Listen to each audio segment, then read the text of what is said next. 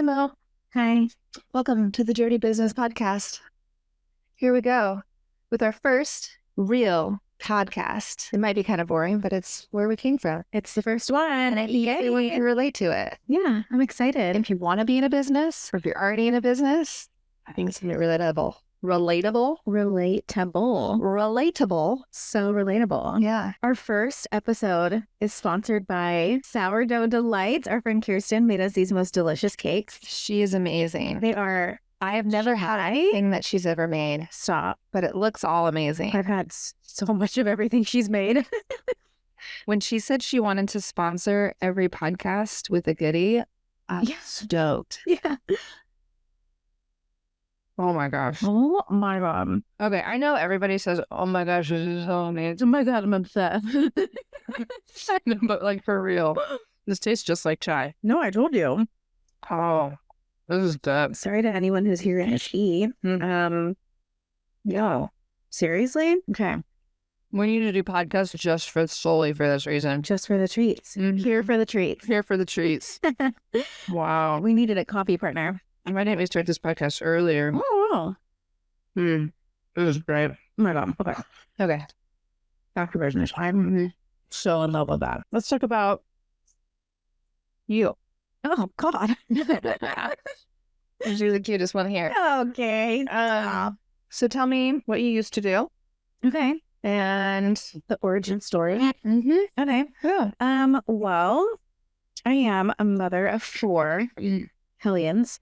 I used to work in the ER with my husband. Love it there. I never Did you worked guys ever healthcare. work the same shift? Yeah. You did? Yeah. How was that? Well, he's obviously like the golden retriever of the pair, and I'm the black cat energy. Yeah. So he always trained everybody because he was Mr. Welcome Wagon. Everybody loved him. And then they would come around to my desk next to the charge nurse and they would look at me. And he's like, and this is my wife, Mo. I'm like, don't talk to me. Don't say anything stupid. Do your job. Okay, bye. He is he's not big, but like the teddy bear. He is like the golden retriever. That's a great word for it. He's my golden retriever. I just bless him. Yeah, so working with him was so fun. I kept working until I got pregnant with our baby, our 4th. Worked night shift pregnant. That was awful. Probably not the best for pregnancy. Went into preterm labor, had her. And then it was right when DACA tots were like super big and exciting. What is that? Those little baby beds that you like put your baby in. Okay. Yeah, and you can like leave them on the couch. Okay. Like, okay. Yes. I didn't know they were called that. A DACA tot? Yeah. Yeah, that was like the big brand name. Okay. Yeah. I feel like I knew another brand name. But anyways, go on. I like our name best. Yeah, so those were like super popular and we were literally just skating by. I'm like, there's no way I can drop $200 on a stupid bed for this tiny baby. Right. So I was like, I'm just gonna make one.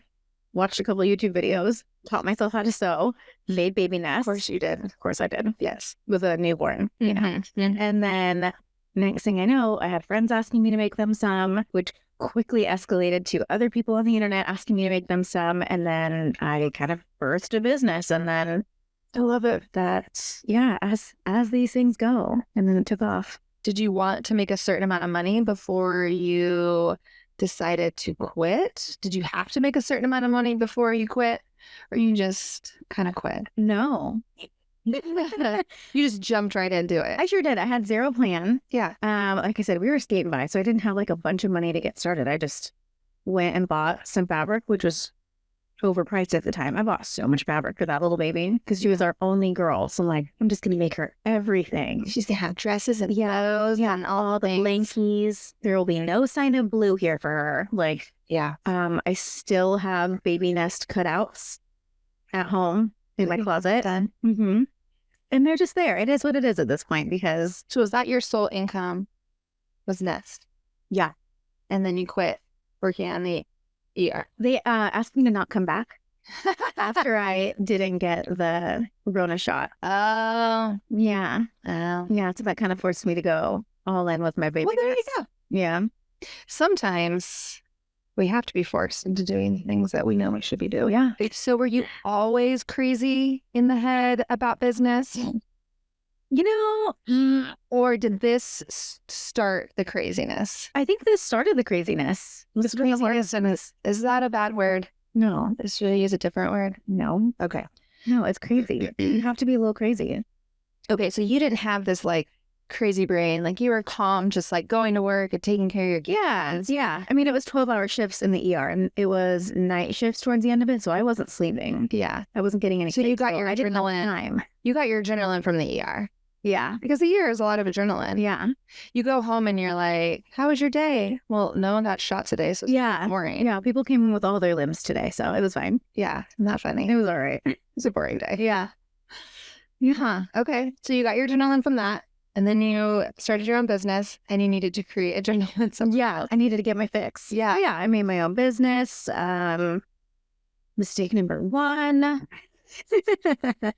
But it helped me move into this business because that was back when Instagram was popping. Yeah. And I really got my way into like the whole influencer thing. I grew my business profile on there. Like it was crazy. And then I was like, oh, I could do this for other businesses. I can just grow everyone's Instagram. And it was fun. I like partnered up with a couple different businesses and started doing theirs for a little bit. But it was like not really for dollars. It was like for food trades, for restaurants and like whatever. Right. Which was fine at the time. I love free food. Then that kind of died off. And then I went back to the hospital for a second on call. Mm-hmm. And then I walked in there and I was like, yeah, I hate here. Why did I do that? Yeah, why did I come back? Why did you hate it? Oh gosh, it's soul sucking. Because of the hospital, Yeah. people, or the whole system? Yeah. Just all of it. All of it. Yeah. No, Like having to be there at a specific time, did that bother you? no, that wasn't it. And I did like the schedule. It was easy, 12 hours, like work 3 days and then I'm done for the week. Plan your life. Yeah. It was the whole system. It was a shit show. Yeah. And it was right after they were hiring everybody back that they let go from the shot situation. And so it was like some people that knew what they were doing and a lot of people that were, I call them transplants because they aren't from the Valley and they have no idea what they're doing at our hospital. Right. So it was chaos. And I was like, this isn't for me. Do you feel like Instagram and social media marketing was easier prior to everybody jumping on the bandwagon? Yeah. Yeah. Yeah. It's saturated, but it's also like not. Mm-hmm. Like I don't ever feel like you can't grow on social media anymore. Yeah. Because essentially what growing is, you're just finding your people. So as long as you can find your people, however that works, like if you're a local business and you're gathering with local businesses and communicating with them and like building that community, or if you're like an online business and you're trying to reach out to other people across the country, like doing that. I'm just going to blame the algorithm. It was just so much easier. It was easier. Yeah. It was right when Reels came out. So if you posted a Reel, you were going to get seen by everybody. And like hashtags actually meant something. Yeah. I feel like hashtags, I'm not quite sure if they actually do. They do and they don't. Don't rely on them, but Yeah. don't forget about them either. It's true. What made you go from helping your friends out, building friends' websites, because you're really good at that too, marketing, charging the bare minimum because your confidence wasn't there to say like, yeah, I'm actually good at this and I actually could turn this into a business. What made you change this shift from that to actually starting a business and having that confidence and charging what you deserve? Oh, God. Oh, all right. Let me get comfortable. Yeah. I think that one of my first clients kind of pushed me into it because I wasn't charging people, like I said. I feel like it's also hard to charge your friends and family. And that's who I was doing it for, was friends and family. And so I kind of mathed it out a little bit for like my time spent on it, how much per hour I should make. And it was still not even close. I think at one point I was charging like $350 a month, which is insane. Don't do that. If you actually like break it down to how long every reel, every content, everything you're doing. If you go out there to get the content out their business, that's an entire hour or so. Yeah. You're like, I'm making $3.50 an hour. Cheers. The kids at our place are making more than me, but yeah, whatever. I think once I decided to bail on the hospital the second time, I think that was my shift, because I was proving it to my husband. He's like, well, what are you going to do if you don't work at the hospital? That's great money. They had hired me back for way more than originally because they needed people. Yeah. And they had all those incentives and all the extra money coming in and whatever. So they were paying a lot of money. And he was like, okay, so if you don't do that, how are you going to make that much money then? I was like, oh, I can do it. Watch this. I'm just going to start actually charging for my business and it'll be fine. People will pay it. Yeah. And then, so yeah, I think it was me proving a point that I could do it. Right. And it can make money because I've seen other people doing it and making money. Like, people have been doing social media marketing forever. It wasn't really a thing. Right. But now it's like a thing because businesses were just doing it themselves. And now it's like a light bulb, like, oh, somebody else will do this for me. I don't have to do this and hate my life. Like, yeah, give it here. Well, they can actually focus on their actual careers. Yeah. Like physical therapists, chiropractors, this, cryo, whatever it is. Yeah. Like that's your passion. Your passion isn't marketing. Now it's like you need someone to market for you. Yeah. And it's such a crucial part of your business plan now to be on social media because everybody's on social media now. Right. If I want to go to a restaurant, I check social media first to see what it looks like. And nothing against like TV, but I've had so many people come to me and say, hey, I'll do your marketing on TV. And I was like, well, for one, I don't even own a TV. Yeah. Do people really watch TV? And if they do, aren't they just streaming? Right. So I'm like, why is that? That's not a great marketing tactic for me anymore. The TV's been dead for a while. Mm-hmm. Yeah, I agree. Let's talk about you. Yay. Yeah, let's talk about you because you started in the medical field too, right? Mm-hmm. Okay. So what did you do? So I was that typical girl who had to, not even girl, just person, who had to be a doctor. Yes. Okay. So I was not successful in life unless I got straight A's and I was a doctor. Perfect. So did all the things I was supposed to do, right? To be a good girl.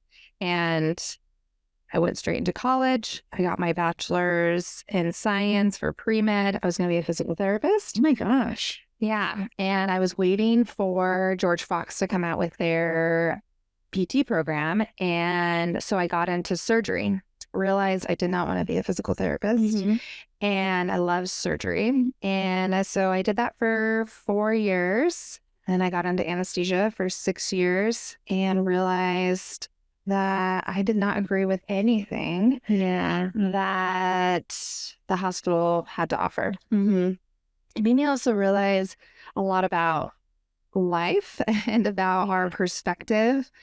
We put a lot of our eggs in doctors' baskets, and yes, they know a lot. Yeah, but they know a lot about a little, and they know what their field has taught them. Right. And there's nothing wrong with that. Yeah. But they're very narrow-minded. And I think there's a place for them. If you need a major surgery, absolutely go to the hospital. If you have major issues, if you just had a heart attack, definitely go there. Right. Don't take their advice, though, on how to heal yourself. Yeah. Because that's not their job. Their job is to perform on your heart and to give you a diet afterwards. Right. You should probably go see someone else. Like a nutritionist. Yeah. Or your friend who makes their own food at home and grows their own eggs and things. Yeah. That's its own topic. Yeah. But needless to say, life happened, became a single mom, started fixing up a house, I was massaging at the time as like a side job. Yeah. Just to make extra money, and life got complicated and I couldn't go to work anymore. So I just amped up my massage business. Was flipping a house with my son. He was 2 at the time. My goodness. COVID happened.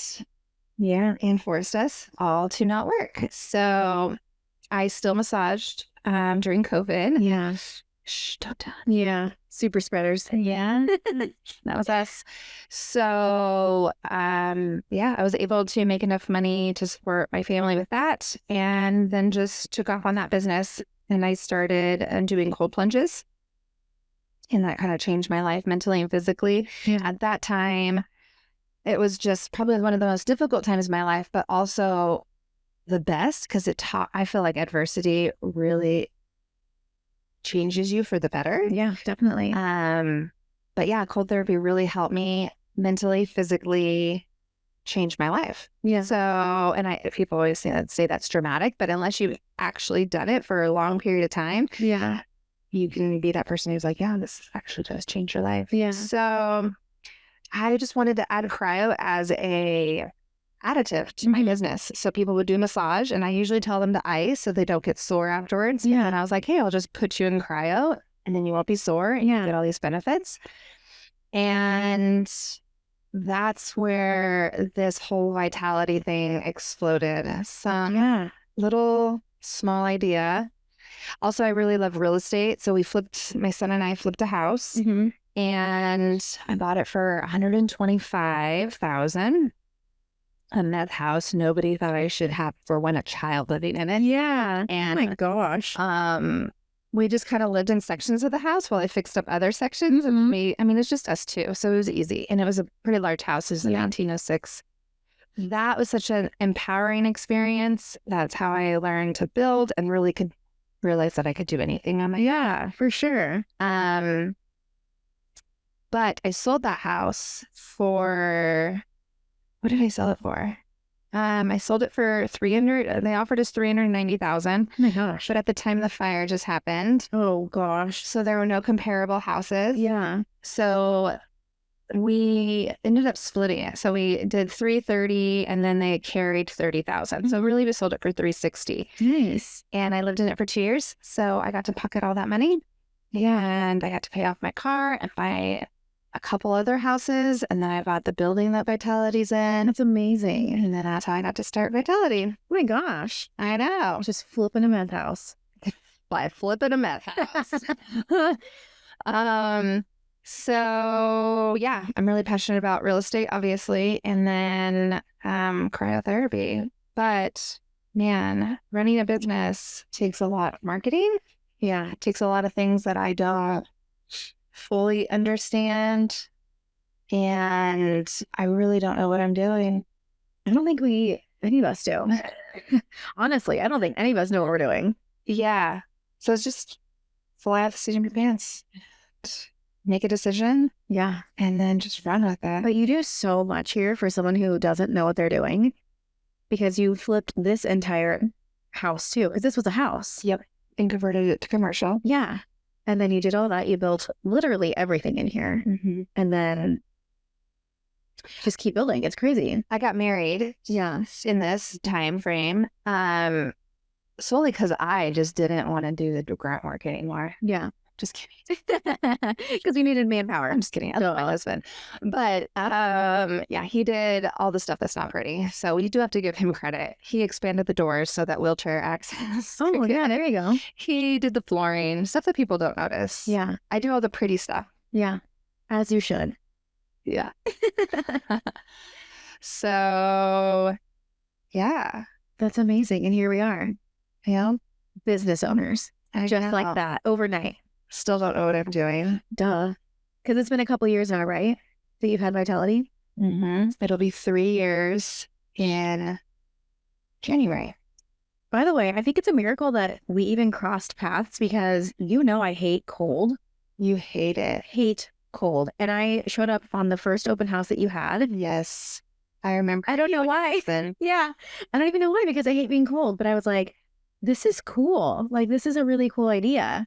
Yeah. And I stalked you on social media first. And then I was like, yeah, we should just go to the open house. I'm not getting in there. Duh. Because I hate being cold, but I'll go. And you reached out first. Yeah. And you had a fresh baby. And I was like, I think Blakely was like 3 weeks old or something. I started the business when she was 2 weeks old. Yeah. I look over and you just hold this little baby. I'm like, oh my gosh, did you seriously do all this? Like, and then birth a baby, and then here we are for this open house? Like, okay, cool. Yeah. I know. Yeah, I remember you guys walking in. When did you start Heart and Hustle? Our first event was in July of 22. Because I just had Blakely. Yes. 22. Not just, but like 6 months prior. Yeah. Why? Yeah. Yeah. It all happened so fast. It did. Yeah. That's what happens when you make a decision. I know. Just go with it. Yeah. It was fun though. Yeah. The beginning of Heart and Hustle was really fun. No, it was fun. It was. Yeah. And I met a lot of really cool people. Yeah. It served its purpose for sure. And that one I feel like was the best. It should have been a one and done. It really should have. Yeah. Looking back, it really should have. Yeah.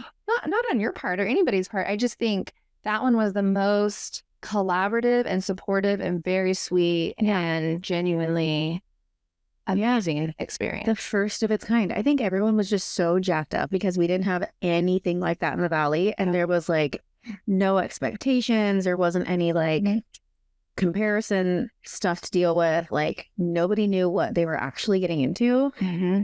And then when we got there, we had the vibes so high and everybody was just obsessed. Well, and I think too, that event at least opened my eyes. I don't know about other people's. Maybe I was in a cave, but it opened so many people's eyes to so many different people. Yeah. Like I didn't know who Taylor was for photography. Yeah. Now she's huge. Mm-hmm. And love her. Alphalit, didn't know who they were. And you guys had that massive Alphalit. I didn't even know we had them in the Valley. I don't even know how we came across her either. But I was like, yeah, we're going to need this at every event. Yeah, that was amazing. Yeah. That cute flower. Mm-hmm. Yeah. The flower bar. Yeah, but it was out of a horse trailer. Yeah. That was cute. Super cute. It was a dance party. Yeah. We had rogue picnics. I kind of knew who they were, but I didn't really know who they were until they were there. And their setup was adorable. So cute. And then, of course, you guys had the plane. It was the ultimate girls' night. Like, and then, was your photo booth or that someone else had a photo booth? No, that one was from Roseburg.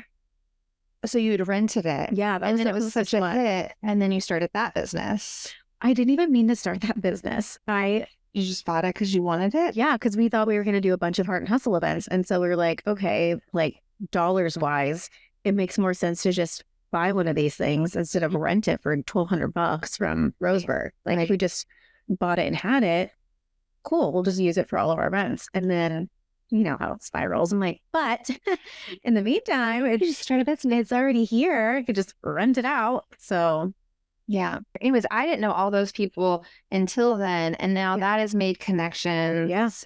Till today. Yeah. I'm going to have like a little party at my house. And I've reached out to all those people. Yeah. Just because I'm like, I have to have the Alphalit signs. And Yeah, it's perfect. Yeah. That's exactly what it was meant to do. And I think you can take business and make it fun by making all these connections in the Valley. Yeah. You really want to. Yeah. Or you could be isolated. Yeah. And be depressed. I like to do both. It just comes and goes. Depending on what time of day. Yep.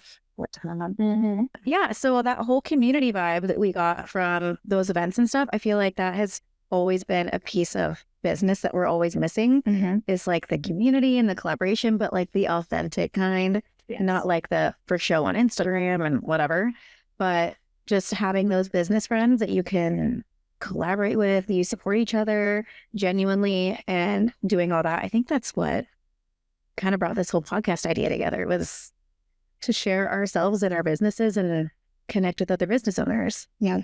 Yeah. And that's what I loved about your first Heart and Hustle is it really, I was just new into business. Obviously, I just started in January and your first one was in June. Yeah. And that made such a difference in my business and in my mentality and my growth. Because I feel like when you surround yourself with a lot of like-minded people like that, you just support each other, you help each other. There's no competitiveness.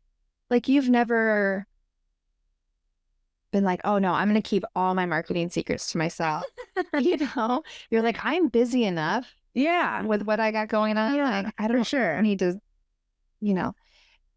and the Heart and Hustle thing kind of dropped off sadly. It went into burning flames, unfortunately. Yeah, because there's a lot of competitive people out there. There's a lot of this, what's that mindset? Catty bullshit. Catty bullshit. Yeah, that's what I was thinking. Yeah, those are your words. Yeah, got them. I think it is a little competitive, but also I feel like some people don't feel like they're product or service is the best or could be the best. So they want to hoard it and hoard their business so no one else can touch their potential business just in case. Like instead of thinking like you are the shit and it doesn't matter who else comes along, they're worried about who else comes along instead of just focusing on their product or service and making it the best. Right. So instead of being competitive with other people and having that mindset, it's just they're insecure with their own business or they're not doing as good as they want to do. And they're jealous. And it's somebody else's fault. Yeah. And they're jealous of somebody else. But they don't want to say it that way. They just want to put somebody else down.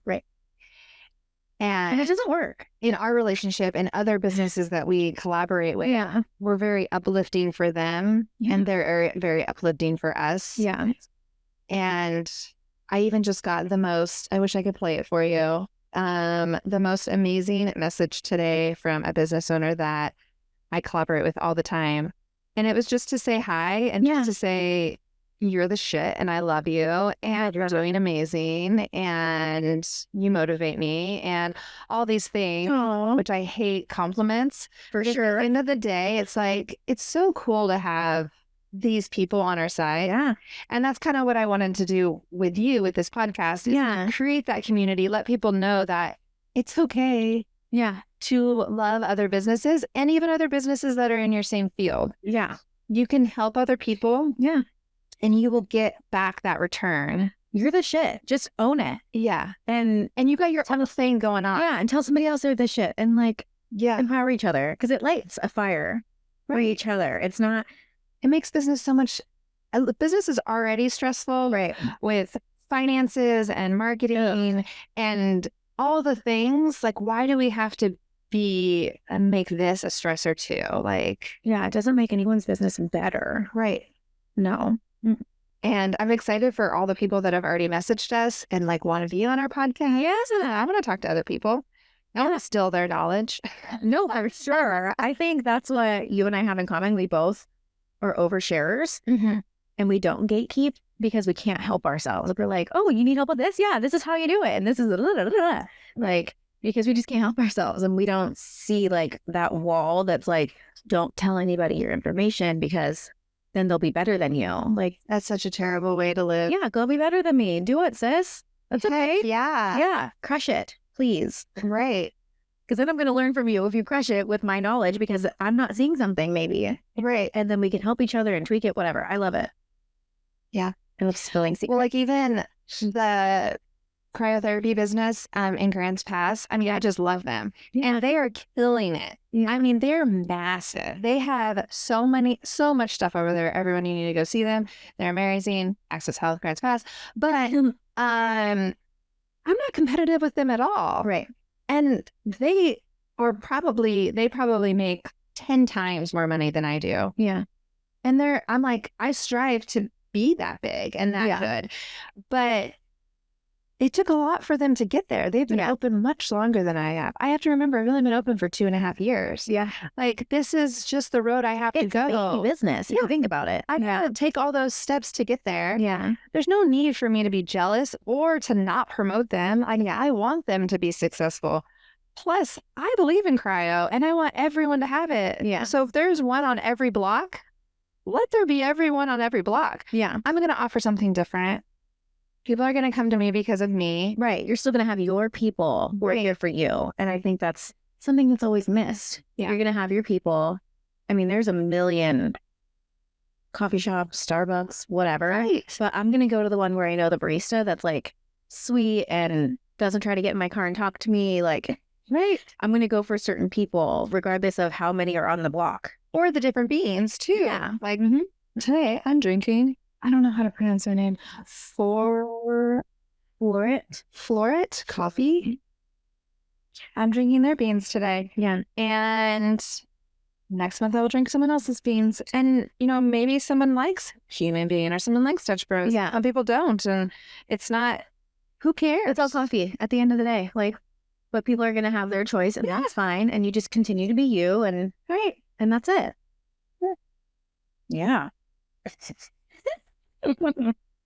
It's that easy. Yeah. So fun. So follow us for a more amazing podcast with just us talking about business and all our things. And hopefully it's relatable. We also want other business owners to come on and share their experiences too. Yeah. And that's what Dirty Business is about. Yeah. The dirtiness of business. I still can't not say that sexually though. Dirtiness of business is so dirty. See you next time on the Dirty Business Podcast.